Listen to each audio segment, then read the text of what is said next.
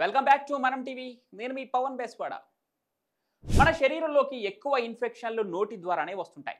అందుకే నోటిని ఎప్పటికప్పుడు శుభ్రంగా ఉంచుకోవాలి. అయితే చాలామంది బ్రష్ చేసేటప్పుడు కొన్ని పొరపాట్లు చేస్తుంటారు. దీనివల్ల దంతాలు చిగుళ్లపై ప్రతికూల ప్రభావం పడి రక్తస్రావం అయ్యే అవకాశం ఉంటుంది. చాలామంది పళ్ళు బాగా శుభ్రం కావాలంటే ఎక్కువసేపు గట్టిగా తోమలని అనుకుంటుంటారు. కానీ ఇలా చేయడం వల్ల కూడా కలిగే లాభం కంటే ఎక్కువ నష్టమే ఉంటుంది. అందుకంటే గట్టిగా బ్రష్ చేయడం వల్ల పంటిపై ఉండే ఎనామిల్ అరిగిపోయే ప్రమాదం ఉంటుంది. ఇది పళ్లను సున్నితంగా మార్చి ఇతర సమస్యలకు దారి తీస్తుందని నిపుణులు హెచ్చరిస్తున్నారు. అయితే కొందరు కేవలం పంటి పక్కల భాగాన్ని మాత్రమే బ్రష్ చేస్తూ ఉంటారు. ఇలా చేయడం వల్ల చిగుళ్ళు అరిగిపోయే అవకాశం ఉంటుంది. ముఖ్యంగా టూత్ బ్రష్ను ఎక్కువ రోజులు వాడటం అంత మంచిది కాదు. అలా ఎక్కువ కాలం వాడటం వల్ల దానిపై బ్యాక్టీరియా పేరుకుపోయి ఇన్ఫెక్షన్లు కూడా రావచ్చు. అందుకే ప్రతి 3 నెలలకు ఒకసారి బ్రష్ను మార్చడం మంచిదని నిపుణులు చెప్తున్నారు.